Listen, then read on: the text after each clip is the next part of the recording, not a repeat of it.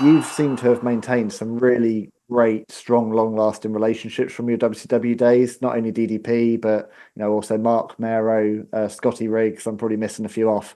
Um, what's been the glue that's held you guys together beyond the world of wrestling? Because this is an industry where friendships do not seem to generally last after the bright lights fade away.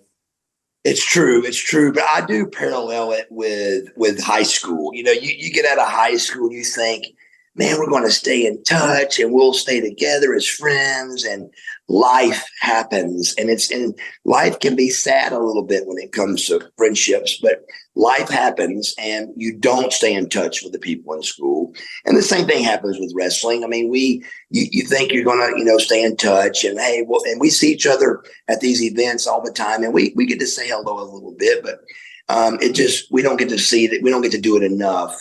But with wrestling, with podcasts and stuff, a lot of people they start talking things and start saying different things, and people's feelings get hurt a little bit. And there's a lot of egos in this business. I think that's the reason. There's just many, many egos in this business. It just pours out a certain talent that is very, very, strong-willed, and it makes a great fan base, and it shows a lot of great things. But in that locker room, man, it's a really tough locker room. I mean, I was 20 years old in a locker room with Rick Rude and Ricky Steamboat and Sting and Lex Luger. And I mean, they're like, who's this kid over here?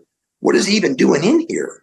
And I mean, to come from that and all of a sudden be in the car driving with Lex Luger and the Steiners and Sting, and you proved yourself. It's just a really tough locker room, man.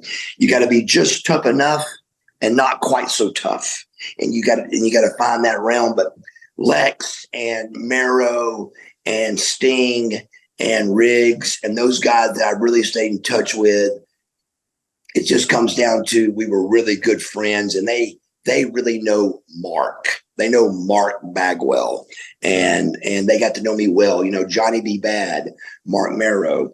I mean, we were tied at the hip, man. We were glued to each other for 3 or 4 years, and we just got to really know each other. And I mean, Germany trips, UK trips together, and we just had so much fun together. And I love Mark Mero tremendously, and same with Dallas, and same with Lex and Sting. Those guys they're super good friends, and I think we'll always stay in touch.